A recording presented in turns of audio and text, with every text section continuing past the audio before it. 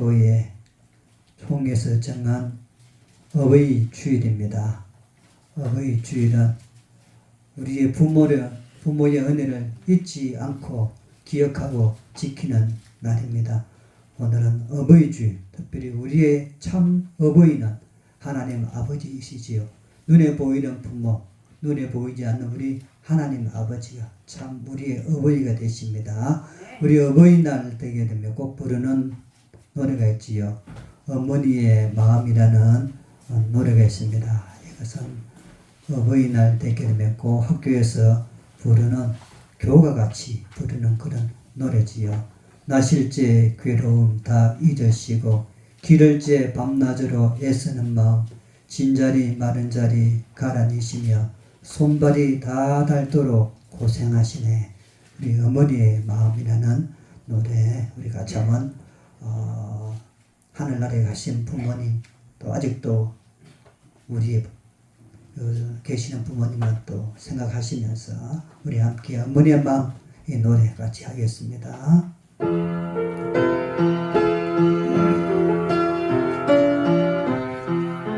나실제 괴로움 다 잊으시고 나실제 괴로움 다 잊으시고 길을 제 밤낮으로 애쓰는 마음 진자리 마른 자리 가라니시며 손발이 닳도록 고생하시네. 하늘 아래 검것이 넓다하여 어머님의 희생은 다리 없어라. 아멘. 진짜 아멘이 달라붙어야 할 그런 귀한 노래인 것 같습니다. 자, 어머니의 마음.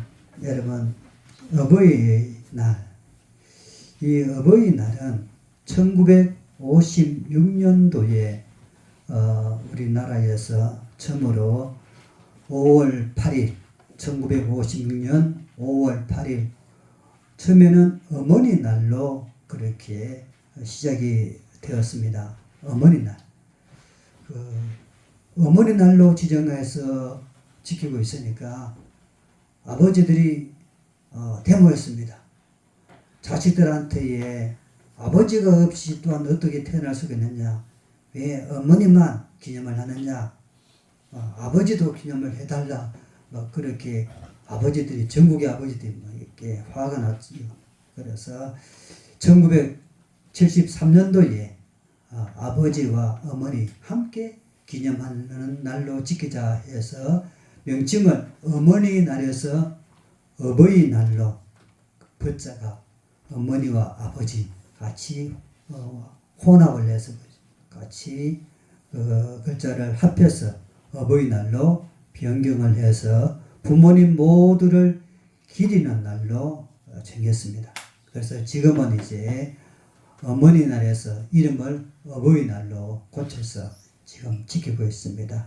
부모님 모두를 아버지도 공경하고 어머니도 공경하고 아버지도 감사하고 어머니에게도 감사하는 날로 지키는 날로 지금 자리매김하고 흘러오고 있습니다. 이 어버이날의 주제가 무엇이겠습니까? 어버이날의 주제는 다른 게 아니고 효지요. 효입니다. 어버이날을 왜 지킵니까? 효하자는 거지요. 효도하며 살자. 효도하며 살자. 여러분, 교회를 오해하는 세상 사람들은 교회를 향하여 또 많이 오해합니다. 부모도 모르고 조상도 모르고 살아간다 하지만은 여러분, 교회만큼 효를 강조하는 종교는 드뭅니다. 우리 기독교는 효의 종교입니다. 온통 효를 강조를 하고 있지요.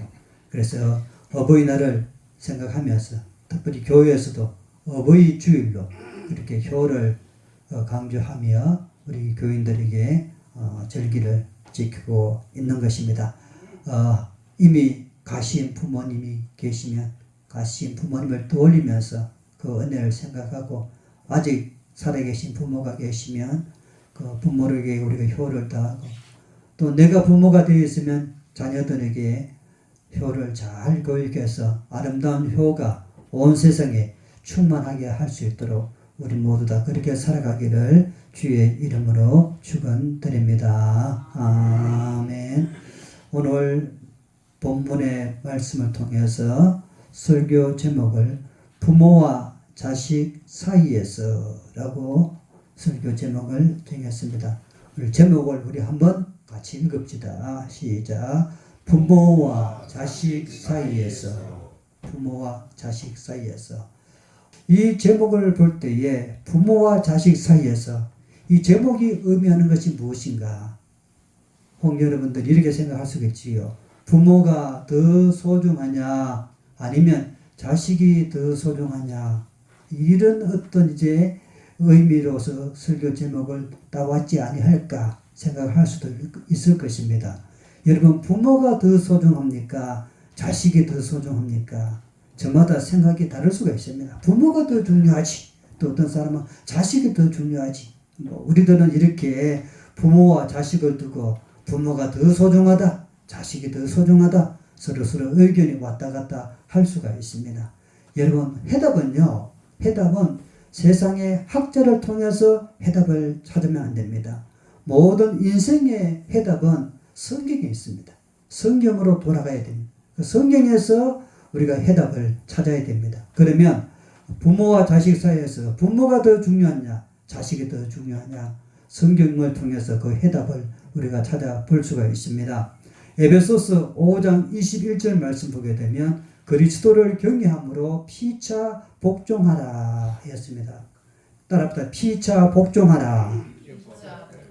여러분 성경에서 말하는 이 에베소서 5장 21절에서 피차 복종하라. 우리 개정판에서는 피차 복종하라 이렇게 했고요. 공동 번역이라는 성경에서는요. 서로 복종하십시오. 그렇게 번역을 하고 있습니다. 표준세 번역에서는요. 서로 순종하십시오. 그리고 킹 제임스 험령역이라는 번역본에서는 서로에게 복종하라. 이렇게 원문을 번역을 하고 있습니다. 번역은 다 틀릴 수가 있어요. 여러분 번역이요. 여러분 다 똑같을 수가 없습니다. 학자들이 어떤 책을 가지고 영문을 가지고 번역할 때에 다 똑같지 않거든요. 그 하나님의 말씀도 번역했을 때에 저마다 번역본이 달라요.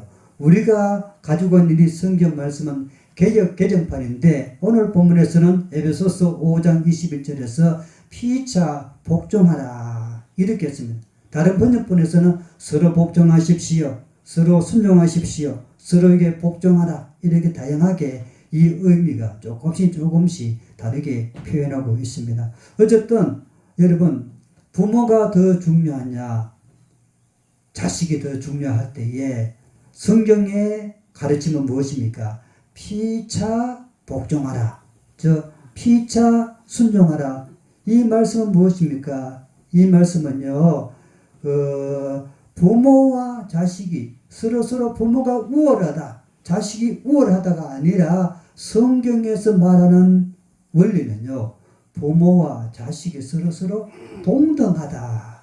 동등하게 여기고 있습니다.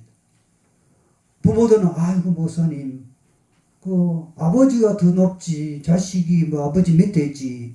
우리들은 그렇게 하잖아요. 그래서 부모들은 자식을 조금 명령하고 아버지 말 들으라 하고 이렇게 하잖아요. 그래서 성경에서는 피차 복종하라. 서로 복종하라. 서로 순종하라. 서로에게 복종하라. 서로 이렇게 서로 동등한 주의로서 말씀을 해주고 있습니다. 부모가 더 중요하고 자식이 더 중요한 것이 아니라 부모와 자식을 피차 서로 복종하라. 동등한 의미로 그렇게 말씀을 해주고 있는 것입니다. 그러므로 우리들은 자식을 대할 때에 자식을 깔보고 비하시키고 못하다 그렇게 얘기하면 안 되고 나 같은 마음으로 동등한 마음으로 바라보아야 하는 것입니다. 이것이 성경에서 말하는 부모와 자식의 관계라고 볼 수가 있는 것이지요.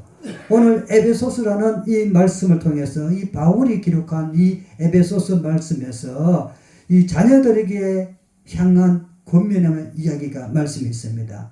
오늘 에베소서 6장 1절 보게 되면 자녀들아 주 안에서 너희 부모에게 순종하라 이것이 옳으니라. 이 바울의 주장이거든요.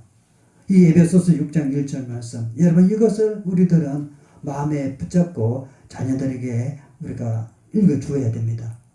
우리 같이 에베소서 6장 1절 같이 읽읍시다. 자녀들아 주 안에서 너희 부모에게 순종하라 이것이 옳으니라. 할렐루야. 자녀들을 향한 권면입니다. 여러분 자녀들에게 이 에베소서 6장 1절 말씀을 여러분들이 읽도록 해야 됩니다. 기억하도록 해야 됩니다. 알도록 해야 됩니다. 자녀들은 부모를 향하여 어떻게 해야 할 것인가? 부모에게 순종해. 부모에게 순종해. 이것을 우리들은 알게 해야 됩니다. 이 성경에서 말하는 가르침이지요. 부모에게 순종하라. 요즘 들어서 자식들 여러분 부모 말 잘 안 듣잖아, 그죠? 너무 안 들어요. 옛날에는 아버지가 힘이 최고로 있을 그 시대에는 이 아버지 부모의 말이 굉장히 강했습니다. 아버지 한마디면 정말로 신의 음성이었잖아요, 그죠? 아버지가 어떻게 하라는 데에 옛날에는 자식이 반대 못했습니다. 무조건 아버지의 말이라면 예였어요, 예. 아니오를 할 수가 없었습니다. 우리는 그렇게 자라왔잖아요, 그지요? 저도 그렇습니다. 아버지가 시키는 명령이면 그대로 순종과 복종밖에 없었습니다.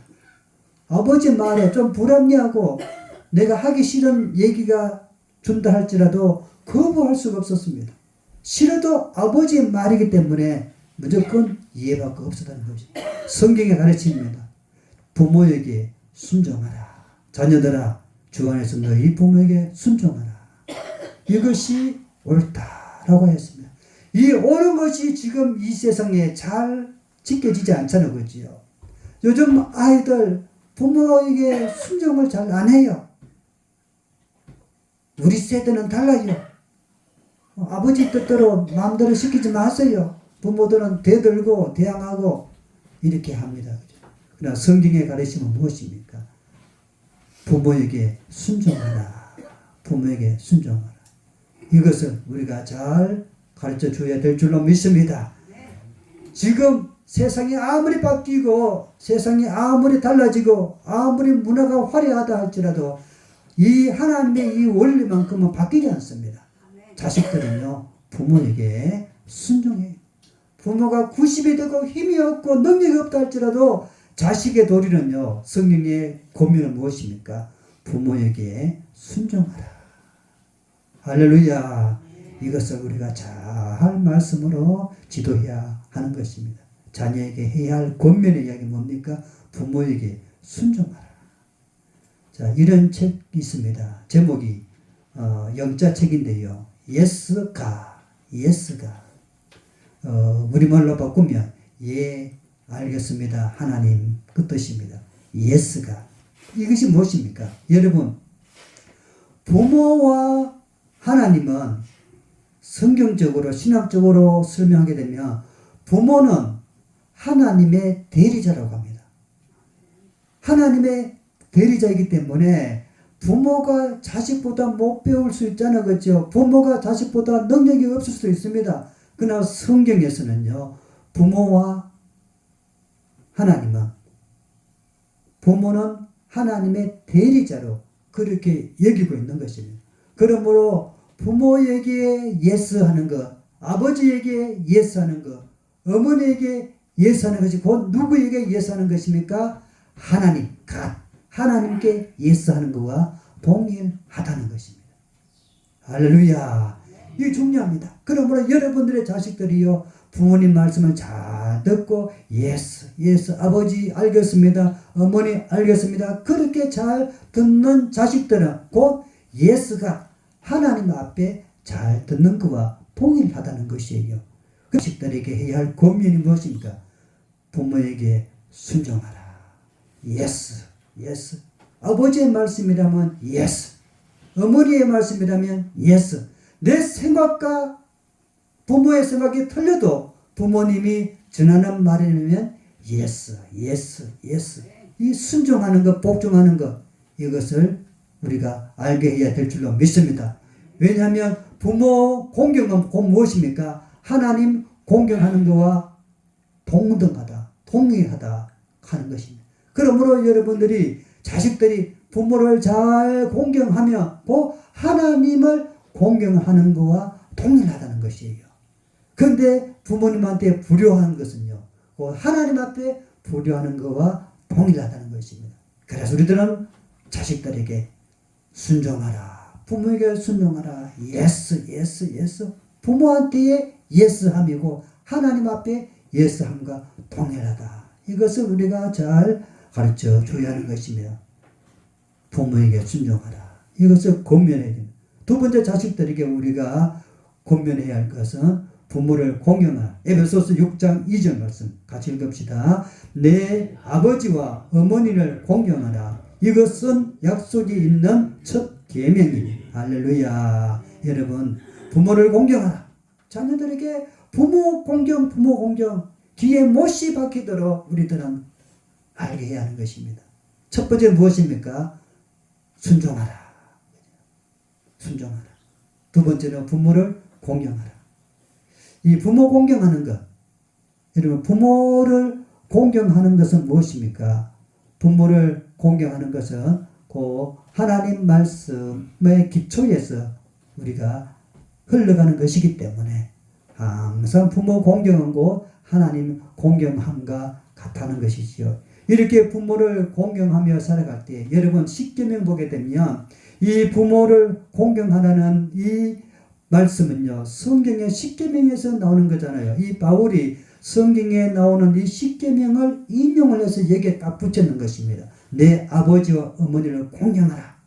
이 십계명에 있는 말씀을 딱 당겨와서 인용을 해서 여기에 에베소서 6장 2절에 기록을 하고 있습니다. 이것은 약속이 있는 첫 계명이다.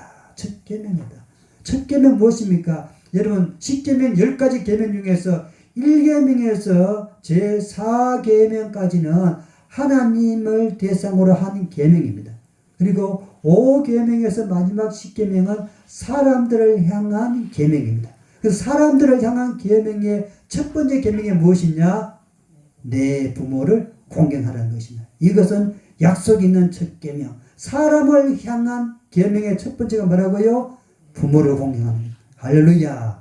그러므로 여러분, 사람을 향한 계명 중에서 최고 첫 번째 가장 중요한 것은 무엇인가? 바로 부모 공경이라는 것입니다. 그러므로 우리가 살아갈 때에 부모에게 공경하는 것이 가장 귀한 일 중에 일이라는 것이지요.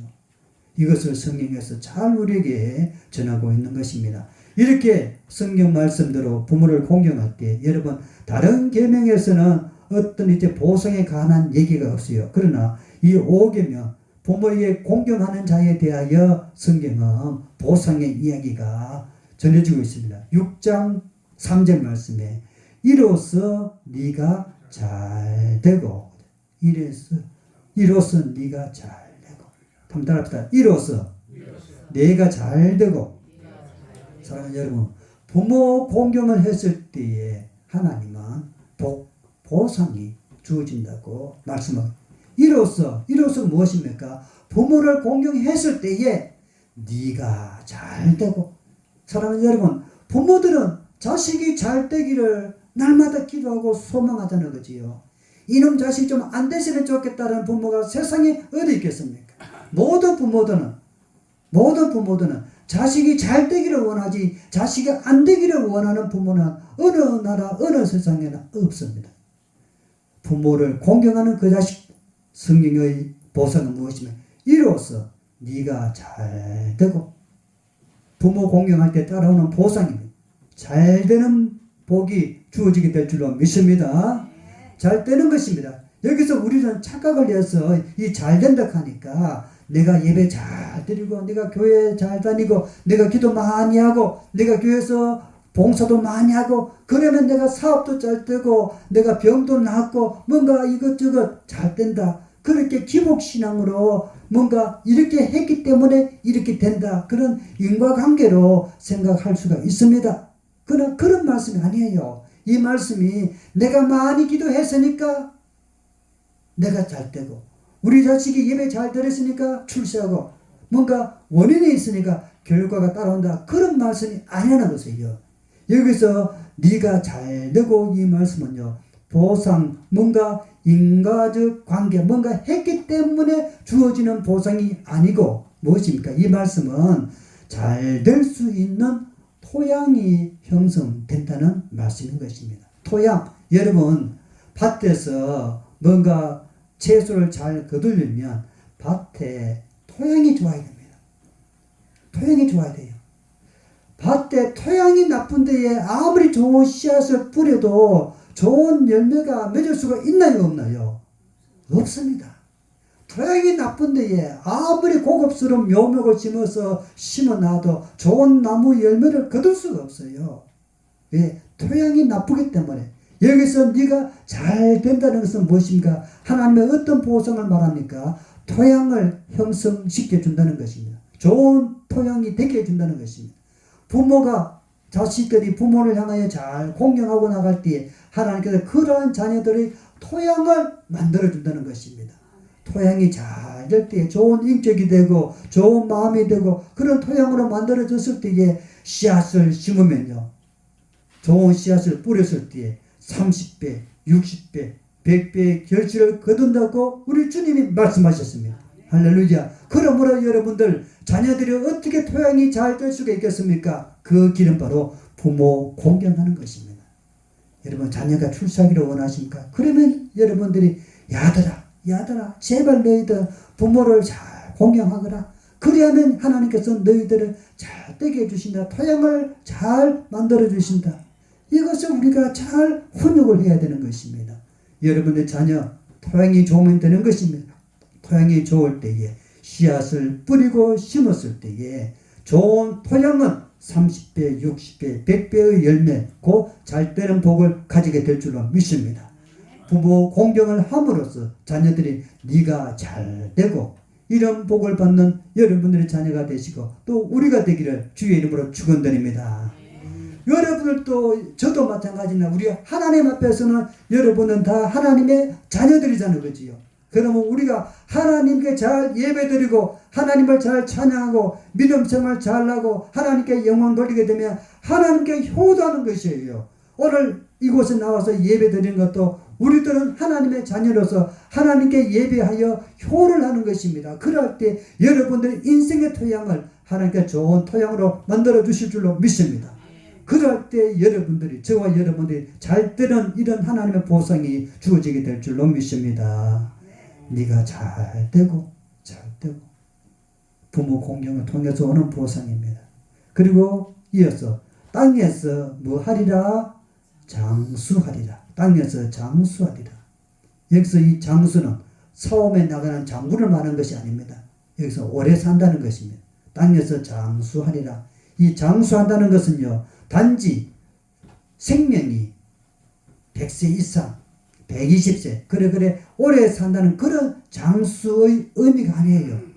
여기서 땅에서 장수하리라. 이 장수의 의미는요, 원문에 말하는 이 장수의 뜻은 크다 넓다 그런 뜻이에요. 따라합시다. 크다 넓다.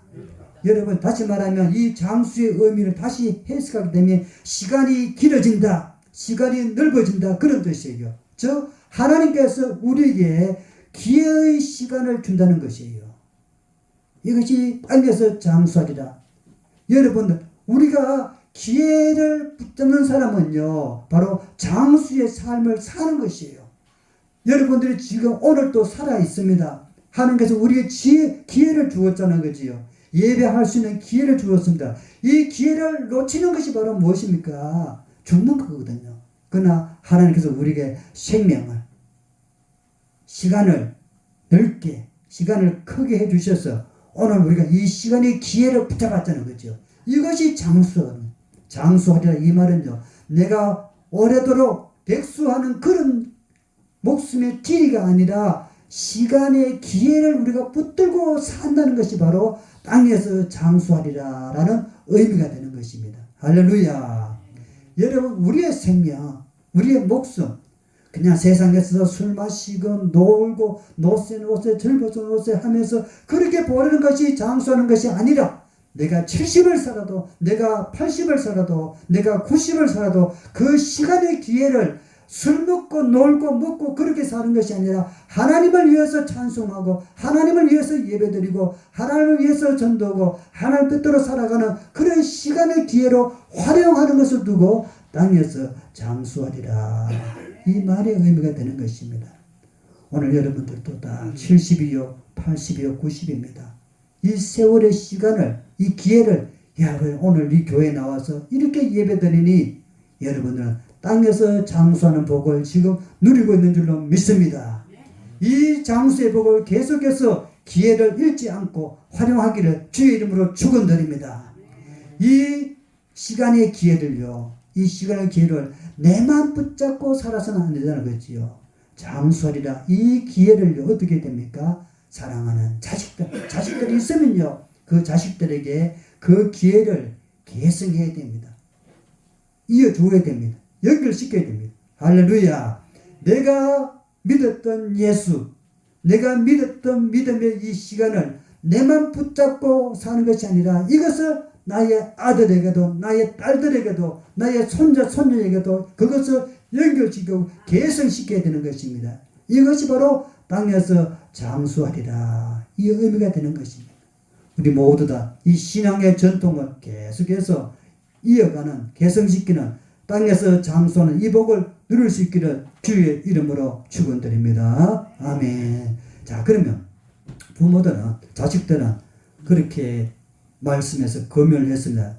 자녀들은 부모에게 순종하라, 또 부모에게 복종하고 그렇게 하라는, 공경하라는 말씀을 주었습니다. 그러면 그렇지요. 부모와 자식은 동등한 말씀을 주었다 했는데, 그러면 성경에서 부모에게만, 자식에게만 금연한 것이 아니라 부모들을 향해서도 금연의 말씀을 주고 있습니다. 에베소서 6장 4절 말씀 같이 읽읍시다. 또 아비들아, 너희 자녀를 노엽게 하지 말고 오직 주의 교훈과 훈계로 양육하라. 할렐루야. 이러면 처음에는 자식들을 향하여 금연했다는 거지요.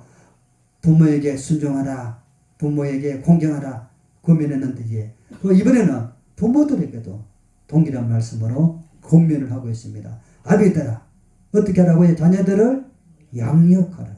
따라합시다. 자녀들을 양육하라. 부모들은요, 자녀들을 양육할 의무가 있어요.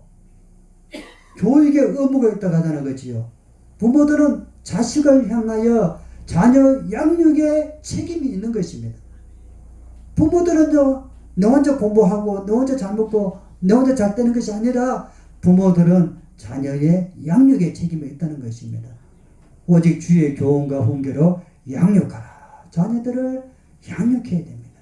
그러면 어떻게 양육해야 할 것인가? 오늘 본문 말씀, 주의 교훈과 훈계로 양육하라. 양육해야 됩니다. 어떻게 양육해야 합니까? 양육하다, 이 말은요, 영양분을 제공하다라는 뜻이에요. 양육하다라는 이 말 뜻은 영양분을 제공하는 것입니다.